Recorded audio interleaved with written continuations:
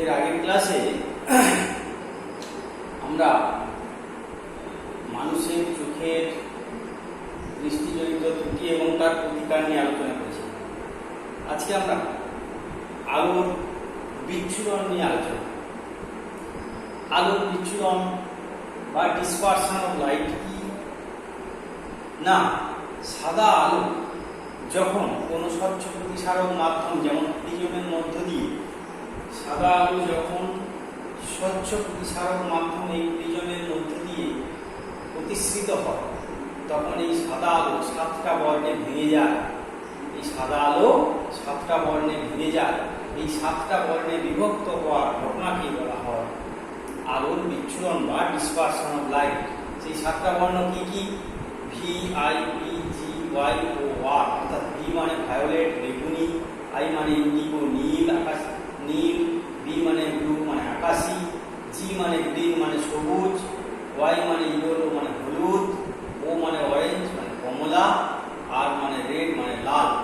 অর্থাৎ সাদা আলো প্রিজমের মধ্যে দিয়ে প্রতিসৃত হলে সাতটা বর্ণে ভেঙে যায়। এই ঘটনাকে বলা হয় আলোর বিচ্ছুরণ। এই আলোর বিচ্ছুরণের কারণ কি না, আলোর বিচ্ছুরণের কারণ হলো শূন্য মাধ্যমে সমস্ত বর্ণের আলো বেগ সমান হলেও কোনো মাধ্যমে যে মাধ্যমে আলো প্রতিষ্ঠিত হচ্ছে সেই মাধ্যমে কিন্তু এই সাতটা বর্ণের বেগ কিন্তু আলাদা। সেই কারণে আলো যখন একটা মাধ্যম দিয়ে প্রতিষ্ঠিত হয় তখন কিন্তু সেই আলোগুলো বিভিন্ন দিকে বেঁকে যায়। তাদের মানে লাল আলোর বেগ সবচেয়ে বেশি, সে কম বাঁকে, আর বেগুনি আলোর বেগ সবচেয়ে কম, তাই সে বেশি বেঁকে যায়। এই কারণে লাল থাকছে একদম উপরে আর বেগুনি থাকছে একবারে নিচে। এবার আমরা জানি কোনো নির্দিষ্ট বর্ণের আলোর ক্ষেত্রে এবং দুটি নির্দিষ্ট মাধ্যমের ক্ষেত্রে প্রতিসরাঙ্ক mu equal to C by V, অর্থাৎ শূন্য মাধ্যম বা বায়ু মাধ্যমে আলোর বেগ ভাগ ওই মাধ্যমে আলোর বেগ। মিউ ইকুয়াল টু শূন্য বা বায়ু মাধ্যমে আলোর বেগ সি আর ওই মাধ্যমে আলোর বেগ। সেক্ষেত্রে যদি লাল আলোর বেগ সবচেয়ে বেশি হয় তাহলে লালের ক্ষেত্রে কি হবে? মিউ আর ইকুয়াল টু হবে সি বাই ভি আর। আবার অরেঞ্জের ক্ষেত্রে কি হবে? Mu O equal to C by V O. এইভাবে তাহলে আমরা কি দেখবো না, লাল আলোর ক্ষেত্রে ভি আরটা সবচেয়ে বেশি, তাহলে মিউ আরটা কম হবে। অরেঞ্জ আলোর ক্ষেত্রে তার চেয়ে একটু কম, তাহলে মিউ জিরোটা একটু বেশি হবে। তাহলে এইভাবে হিসাব করলে আমরা কি পাবো না, mu R less than mu zero less than mu Y less than mu G less than mu B less than mu Y less than mu V. অর্থাৎ বেগুনি আলোর ক্ষেত্রে প্রতিসরাঙ্কটা সবচেয়ে বেশি হবে এবং লাল আলোর ক্ষেত্রে প্রতিসরাঙ্কটা কম হবে। তার মানে বিচ্ছুরণের কারণ হলো যখন কোনো মাধ্যমে আলো প্রতিষ্ঠিত হয় ভিন্ন ভিন্ন বর্ণের আলোর বেগ আলাদা হওয়ার জন্য রশ্মিগুলো বিভিন্ন কোণে বেঁকে যায়। সেই কারণে আলোর বিচ্ছুরণ হয়। শূন্য মাধ্যমে কিন্তু আলোর বিচ্ছুরণ হয় না। তার কারণ হচ্ছে শূন্য মাধ্যমে সমস্ত বর্ণের বেগ সমান, তাই শূন্য মাধ্যমে আলোর বিচ্ছুরণ হয় না। এবার এই আলোক রশ্মি যদি একটা সমান্তরাল কাঁচ ফলকের মধ্য দিয়ে যায়, এই একটা সমান্তরাল কাঁচ ফলক দেখো, এখানে একটা নাম দিয়ে দিতে পারি আমরা P Q P dash Q dash. ঠিক আছে, এই একটা সমান্তরাল কাঁচ ফলক। এই কাঁচ ফলকের পি কিউ এবং পি ড্যাশ কিউ ড্যাশ পরস্পর সমান্তরাল। এই কাঁচ ফলকের উপর যদি সমান্তরাল আলোক রশ্মি এসে আপতিত হয়, মানে আলোক রশ্মি এসে আপতিত হবে, তার মানে সমান্তরাল রশ্মি, সেই রশ্মিগুলো প্রতিসরণ হবে। এই তো এই পি কিউ তলে প্রতিসরণের পর কি হবে? লাল আলো কম মাখবে, বেগুনি আলো বেশি দেবে। তার মাঝখানে আর পাঁচটা রং আছে, তাহলে আটটা সব কম মাখবে আর বেগুনটা আটটা কম মাখবে, বেগুনটা সবচেয়ে বেশি মাখবে। এরকম হবে। দ্বিতীয় রশ্মির ক্ষেত্রে এইটা আর এর গতিপথ, এটা ভি এর গতিপথ, এটা আর এর গতিপথ, এটা ভি এর গতিপথ। এইভাবে রশ্মিগুলো পাওয়া যাবে। দেখো এই আর এবং ভি জুড়ে গিয়ে যখন দ্বিতীয় এই পি ড্যাশ কিউ ড্যাশ তল দিয়ে প্রতিষ্ঠিত হবে তখন কিন্তু ওই রশ্মিটা আবার আপতিত রশ্মির সমান্তরাল হয়ে বেরিয়ে চলে যাবে। এটা আমরা আগেই দেখেছি। সমান্তরাল কাঁচফলকের এক প্রান্তে আলোক রশ্মি আপতিত হলো, কাঁচফলক থেকে বেরিয়ে যাওয়ার সময় আপতিত রশ্মি এবং প্রতিসৃষ্ট রশ্মি পরস্পর সমান্তরাল। এক্ষেত্রে কি হচ্ছে, এই যে এর বেগুনি আলো, এর লাল আলো, এর বেগুনি আলো, লাল আলো সব জুড়ে গিয়ে আবার সাদা আলোতে পরিণত হয়ে সমান্তরালে বেরিয়ে যাচ্ছে। অর্থাৎ কাঁচের ফলকের মধ্য দিয়ে বা কাঁচের স্ল্যাবের মধ্য দিয়ে যখন আলোক রশ্মির প্রতিসরণ হবে তখন কিন্তু আলোর বিচ্ছুরণ দেখা যাবে না। এবারে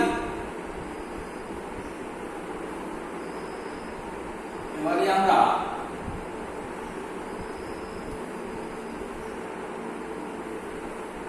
একই কোণে আপতিত বিভিন্ন বর্ণের আলোর প্রতিসরণ। ধরো এই হচ্ছে অভিলম্ব, এই একটা মাধ্যম, এখানে একটা রশ্মি আই কোণে আপতিত রশ্মি। এইবারে সাদা আলো, এটা হচ্ছে সাদা আলো আই কোণে আপতিত হলো। তাহলে এইবার এই মাধ্যমে যখন ঘুরবে, যখন এই মাধ্যমে যাবে, এই মাধ্যমে এই যে সাদা আলোর মধ্যে 7টা রং আছে, এটা হচ্ছে লাল বর্ণের আলো এইদিকে যাবে, আর বেগুনি বর্ণের আলো এইদিকে যাবে। অর্থাৎ লাল বর্ণের আলো কম মাগবে, বেগুনি বর্ণের আলো বেশি মাগবে। এবার এই কোণটাকে যদি আমরা বলি আর এই কোণটাকে যদি বলি আর ভি, অর্থাৎ লাল আলোর জন্য প্রতিসরণ কোণ আর এবং বেগুনি আলোর জন্য প্রতিসরণ কোণ আর ভি। আর এই আর এবং আর ভির মাঝখানে আর বাকি 5টা রং আছে। তো এক্ষেত্রে আমরা কি দেখবো, স্নেলের সূত্র অনুসারে sin I by sin R equal to mu r। তাহলে mu r equal কত হবে, sin I by sin R। আবার mu v সমান কত হবে, sin I ভাগ sin R v, এটা হবে। তাহলে এখান থেকে আমরা পাবো sin I equal to mu r sin R এবং একই রকম ভাবে এখান থেকে পাবো sin I equal to mu v sin R v। তাহলে sin I সমান এটা যদি 1 নম্বর সমীকরণ দিই, এটা যদি 2 নম্বর সমীকরণ দিই, তাহলে কিন্তু 1 আর 2 থেকে আমরা কি পাবো না, 1 ও 2 থেকে পাবো কি পাবো না mu r sin R equal to mu v sin R v। তাহলে আমরা লিখতে পারি sin R by sin R v sin R suffix R by sin R v equal to হবে mu v by mu R। আচ্ছা, এটা কি হবে না, এটা হচ্ছে গ্রেটার দ্যান 1। কেন না, আমরা এর আগেই পেয়েছি যে mu r less than mu v। তাহলে mu v by mu r greater than 1, অতএব sin r ভাগ sin R v greater than 1। তাহলে sin R greater than sin R v, সেখান থেকে কি পাবো R greater than R v। তার মানে এই সাদা আলো যখন একটা মাধ্যমে প্রতিষ্ঠিত হবে তখন সেই আলোটা 7টা বর্ণে ভেঙে যায়, ভেঙে যাওয়ার পর লাল আলো দিকে যাচ্ছে আর বেগুনি আলো এই রাস্তা দিয়ে যাচ্ছে। সেক্ষেত্রে আমরা দেখলাম যে আর বেশি হয়ে যাচ্ছে, আর বেশি হচ্ছে এবং আর ভি কম হচ্ছে। তার মানে কি দেখাচ্ছে, এর থেকে কি প্রমাণিত হয়, এর থেকে প্রমাণিত হয় যে লাল বর্ণের আলোর চ্যুতি কম এবং বেগুনি বর্ণের আলোর চ্যুতি বেশি। যদিও এই এখানে সাদা আলো সাদা আলো নয়, এখানে যদি তুমি লাল আলো আপতিত করতে, তাহলে লাল আলো প্রতিসরণের পরে এইভাবে যেত। সাদা আলোর জায়গায় যদি আমি প্রথমে শুধু লাল আলো দিলাম তাহলে এই রাস্তায় যেত, এবং বেগুনি আলো দিলে এটা এই রাস্তায় যেত। তাহলে একই আপতন কোণে দুটো আপতিত হলেও, একই আপতন কোণে দুটো আলো রশ্মি, একটা লাল রশ্মি একবার আপতিত হলো, একবার বেগুনি রশ্মি আপতিত হলো। লাল আলোর ক্ষেত্রে এইরকম একটা প্রতিষ্ঠিত রশ্মি পাওয়া যাবে, এবং বেগুনি আলোর ক্ষেত্রে এটা পাওয়া যাবে। এবং মাঝখানে প্রতিটা রশ্মিকেই যদি আমরা দিই তাহলে প্রত্যেকটা রশ্মির ক্ষেত্রে একটা প্রতিষ্ঠিত রশ্মি পাওয়া যাবে। আপতিত রশ্মি আপতন কোণ সমান, প্রতিসরণ কোণ আলাদা আলাদা হবে। সেক্ষেত্রে আমরা দেখলাম কি, যে আর গ্রেটার দেন আর ভি, অর্থাৎ লাল বর্ণের চ্যুতি সবচেয়ে, লাল বর্ণের প্রতিসরণ কোণ সবচেয়ে বেশি, তার মানে এর চ্যুতি কম হবে, বাঁকবে কম। আর আর ভি অর্থাৎ বেগুনি বর্ণের আলোর চ্যুতি, আলোর প্রতিসরণ কোণ কম, অর্থাৎ এ বাঁকবে বেশি। আর মাঝখানে যেগুলো আছে লাল আর বেগুনির মাঝখানে, তাদের সজ্জা অনুযায়ী পরপর পরপর তাদের কোণগুলো সজ্জায় থাকবে। তার মানে আমরা দুটো প্রান্ত রশ্মির ক্ষেত্রে আমরা দেখলাম যে বেগুনি আলো সবচেয়ে বেশি, বেগুনি আলোর ক্ষেত্রে সব চ্যুতি কোণ বাঁকবে সবচেয়ে বেশি, তার চ্যুতি বেশি হবে বেগুনির ক্ষেত্রে, আর লালের ক্ষেত্রে কম। এরপর আমরা দেখব যে বর্ণের অনুভূতি। আমরা এই যে আলো আমাদের কাছে আসে, সমস্ত আলোকে আমরা কিন্তু দেখতে পাই না।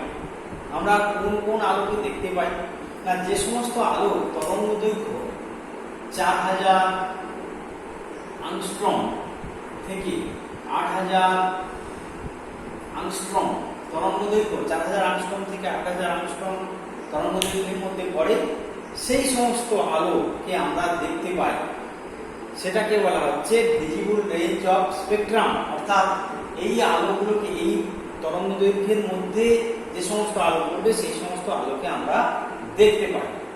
তো আর এর 4000-এর কম এবং 8000-এর বেশি কিন্তু আমরা দেখতে পাই না।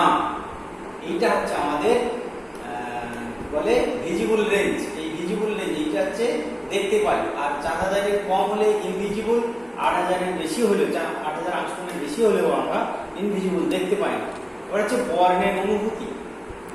বর্ণের অনুভূতি অর্থাৎ কোনো অস্বচ্ছ বস্তু, দু রকমের বস্তু, একটা স্বচ্ছ বস্তু হয়, একটা অস্বচ্ছ বস্তু হয়। একটা অস্বচ্ছ বস্তুর উপর যখন সাদা আলো এসে পড়ে, তখন সেই কোনো বস্তুটাকে লাল দেখায়, কোনোটাকে নীল দেখায়, কোনোটাকে হলুদ দেখায়। কেন এরকম কেন হয় বলছি, সাদা আলো যখন কোনো বস্তুর উপর এসে পড়বে, তখন সাদা আলোতে 7টা রং আছে। সেই 7টা রঙের মধ্যে ওই বস্তুটা, ওই রংটা বাদে, ওই বস্তুর যে রং, ওই রংটা বাদে আর বাকি সমস্ত রঙকে শুষে নেবে, ওই রংটাকে প্রতিফলিত করবে। যেমন লাল ফুল লাল দেখাচ্ছে কেন, লাল ফুলের উপরে যখন সাদা আলো এসে পড়ে, তখন সে লাল রংটাকে বাদে আর সমস্ত আলোকে শুষে নেয় এবং লাল রংটাকে প্রতিফলিত করে। তারপরে লাল ফুলটাকে লাল দেখায়, নীল জামাটাকে নীল দেখায়। আর অস্বচ্ছ, এটা হচ্ছে অস্বচ্ছ বস্তুর ক্ষেত্রে। আর স্বচ্ছ বস্তুর ক্ষেত্রে কি হবে না, কোনো কাঁচকে নীল দেখাচ্ছে, কোনো কাঁচকে লাল দেখাচ্ছে। অর্থাৎ এর নিয়মটা হলো, যখন সাদা আলো একটা স্বচ্ছ বস্তুর উপরে পড়বে, তখন সেই স্বচ্ছ বস্তু যে বর্ণের আলোটা ওর মধ্য দিয়ে প্রতিসৃত হতে দেবে, সেই বস্তুটাকে সেই বর্ণের দেখাবে। অর্থাৎ নীল কাঁচের উপরে যদি সাদা আলো এসে পড়ে, শুধুমাত্র নীল বর্ণের রশ্মিটা ওর মধ্য দিয়ে প্রতিষ্ঠিত হয়ে যাবে, বাকি আলোগুলো সবও শুষে নেবে। তার ফলে সেই কাঁচটাকে নীল দেখাবে, লাল বর্ণের কাঁচটাকে লাল দেখাবে। কিন্তু এবার ধরো কোনো একটা ঘরে সবুজ আলো জ্বলছে, এবার আমি একটা লাল ফুল ওখানে নিয়ে গেলাম, তাহলে কিরকম দেখাবে না, সবুজ আলো, লাল ফুল কি করবে, সবুজ আলোটাকে শুষে নেবে, একমাত্র লালকে প্রতিফলিত করবে, তাহলে ফুলটাকে কালো দেখাবে।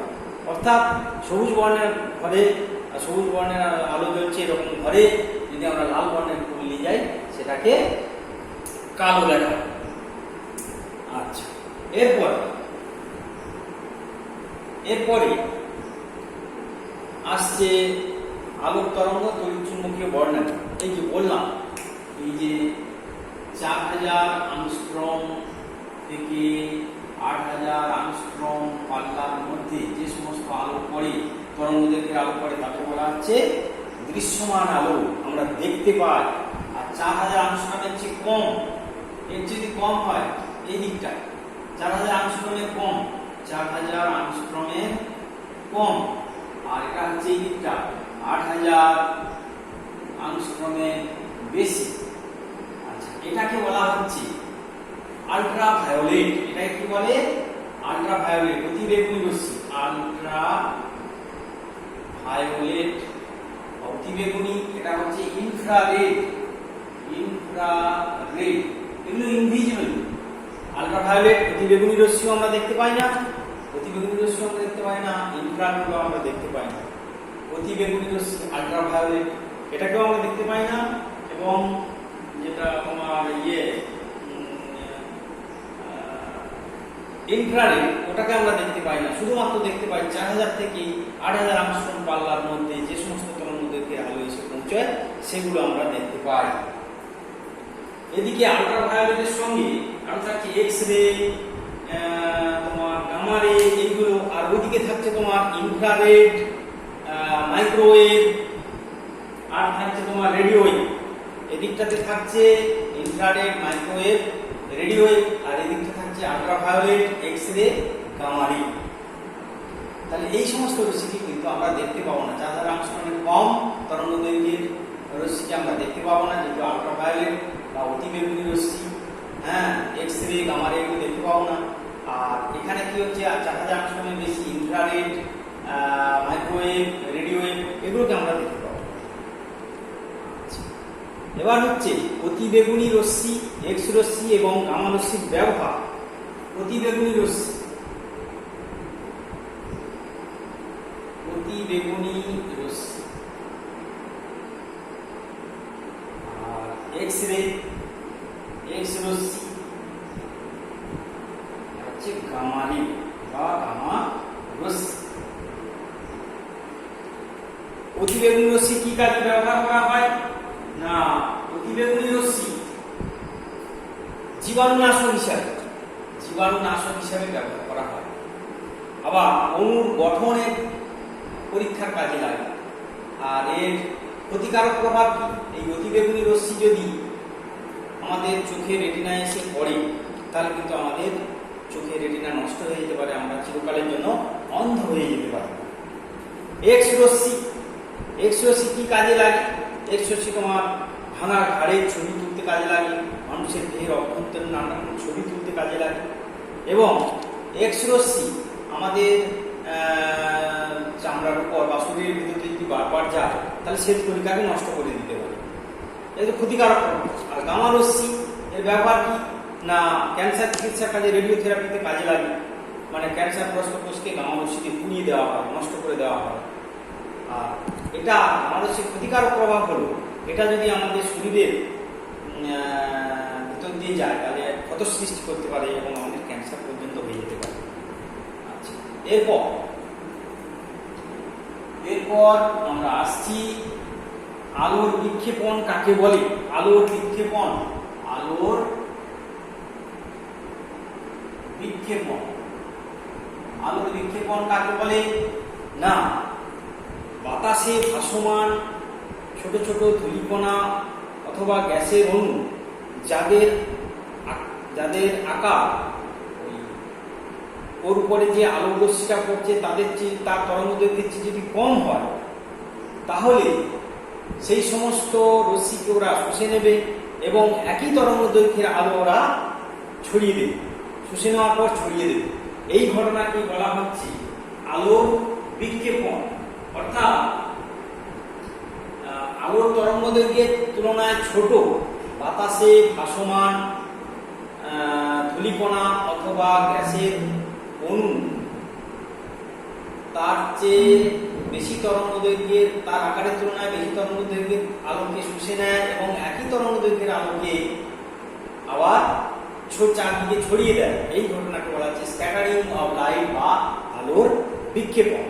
এই আলোর বিক্ষেপণের তীব্রতা যদি আই হয়, বিজ্ঞানী র্যালির এটা বলেছিলেন যে আলোর বিক্ষেপণের তীব্রতা যদি আই হয়, আই সমানুপাতিক 1/λ⁴ ল্যামডা হচ্ছে যে তরঙ্গ দৈর্ঘ্যের আলোটা ও ছড়িয়ে দিচ্ছে তার তরঙ্গ দৈর্ঘ্য, তাহলে তরঙ্গ দৈর্ঘ্যের চতুর্থ ঘাতের ব্যস্তানুপাত। অর্থাৎ এখানে দেখো লাল বর্ণের ক্ষেত্রে তরঙ্গ দৈর্ঘ্য বেশি, তাহলে ওর তীব্রতা কম হবে। আর বেগুনি বর্ণের ক্ষেত্রে তরঙ্গ দৈর্ঘ্য কম, তাহলে কি হবে না ওর তীব্রতা বেশি হবে। সেই কারণে আকাশ দিনের বেলায় আকাশকে নীল দেখা, বেগুনি বা নীলের ক্ষেত্রে, লাল আলোর ক্ষেত্রে কি হবে না ল্যামডাটা বেশি হওয়ার জন্য আইটা কম হবে, অর্থাৎ এর বিক্ষেপণ কম হবে। কিন্তু বেগুনি বা নীল বর্ণের ক্ষেত্রে ল্যামডা কম হওয়ার জন্য আইটা বেশি হবে, বিক্ষেপণ বেশি হবে। তার ফলে কি হবে না আকাশে চারদিকে বেগুনি এবং নীল বর্ণ ছড়িয়ে পড়বে, কিন্তু আমাদের বেগুনির তুলনায় আমাদের হিউম্যান আই আমাদের বেগুনির তুলনায় নীল বর্ণকে বেশি সেন্স করে। তাই আমরা দিনের বেলা আকাশকে নীল দেখব শুধুমাত্র আলোর বিক্ষেপণের জন্য। তাহলে আকাশকে নীল দেখায় কেন? এর মূল কারণ হলো আলোর বিক্ষেপণ। আলোর বিক্ষেপণের জন্য কি হয় না লাল আলোর তুলনায় বেগুনি বা নীল বর্ণের আলোর তরঙ্গ দৈর্ঘ্য কম হওয়ার জন্য তার বিক্ষেপণ বেশি হয়, চারদিকে ছড়িয়ে পড়ে, সেই আলো আমাদের চোখে এসে পৌঁছয়। কিন্তু বেগুনির তুলনায় নীলের সেন্সেশন আমাদের বেশি হওয়ার জন্য তাই আমরা আকাশকে নীল দেখি। তাহলে এটা হচ্ছে আলোর বিক্ষেপণের কারণ, আকাশকে নীল দেখা, আকাশ নীল দেখা। আবার হচ্ছে উদীয়মান ও অস্তগামী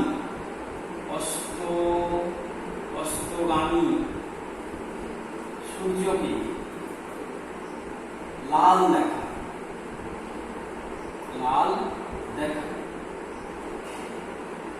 উদীয়মান বা অস্তগামী সূর্যকে লাল দেখায় কেন?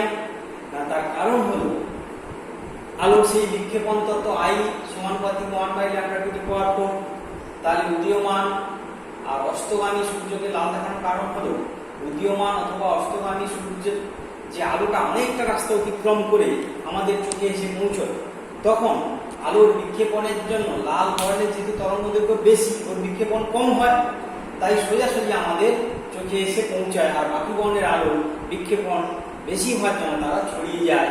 তারপরে উদীয়মান এবং অস্তগামী সূর্যকে আমরা লাল দেখি, অর্থাৎ লাল বর্ণের আলো বিক্ষেপণ কম হওয়ার জন্য সোজা রাস্তা ধরে আমাদের কাছে এসে পৌঁছায়, তারপরে এটাকে আমরা লাল দেখি। আচ্ছা, এবার হচ্ছে চাঁদের আকাশ কালো দেখায় কেন? চাঁদের আকাশে কোনো ধূলিকণা নেই, সেখানে আলোর বিক্ষেপণ হয় না, তাই চাঁদের আকাশ কালো দেখায়। দিনের বেলা যখন আমরা চাঁদ দেখি তখন চাঁদকে সাদা দেখায়, দিনে চাঁদ সাদা, কিন্তু রাতে হলুদ। এর কারণ কি না দিনের বেলায় আলোর বিক্ষেপণের জন্য চারদিকে নীল আলো ছড়িয়ে পড়ে, নীল আলো আর চাঁদের হলুদ আলো মিশে গিয়ে কি হয় সাদা হয়ে যায়। কিন্তু যেই অস্ত চলে যায়, সূর্য যখন অস্ত চলে যায় তখন নীল আলোর বিক্ষেপণ থাকে না, নীল আলো থাকে না, তখন চাঁদের অরিজিনাল যে হলুদ আলোটা, প্রতিফলিত আলোটা যেরকম দেখতে পাই চাঁদকে হলুদ দেখা যায়। এই হলো চাঁদের দিনের বেলা আমাদের সাদা দেখাচ্ছে এবং রাতের বেলা হলুদ দেখাচ্ছে। বিপদ সংকেত হিসাবে আমরা লাল আলো কেন ব্যবহার করি না? তার কারণ হলো লাল আলো ওই আলোর বিক্ষেপণ তত্ত্ব অনুযায়ী লাল আলো বিক্ষেপণ কম হয়, তার ফলে অনেক দূর থেকে লাল আলো সোজাসুজি আমাদের চোখে এসে পৌঁছয়। তাই বিপদ সংকেত হিসেবে লাল আলো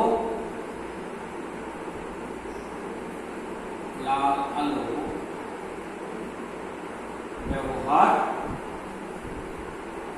করা হয়। বোঝা গেল বিপদ সংকেত হিসাবে লাল আলো কেন ব্যবহার করা হয়? লাল আলোর বিক্ষেপণ তত্ত্ব অনুযায়ী এর তরঙ্গ দৈর্ঘ্য বেশি, তারপরে বিক্ষেপণ কম হয়, তারপরে কি হয় না ও বেশি বিক্ষেপণ না হওয়ার জন্য সেই লাল আলোটা সোজাসুজি আমাদের চোখে এসে পৌঁছতে পারে, তার ফলে আমরা বুঝতে পারি। সেই কারণে বিপদ সংকেত হিসাবে লাল আলো ব্যবহার করা হয়। এই পর্যন্ত লাইট তোমার ক্লাস 10-এ যে সিলেবাস ছিল সেই অনুযায়ী আমাদের লাইটের এই চ্যাপ্টার হয়ে গেল।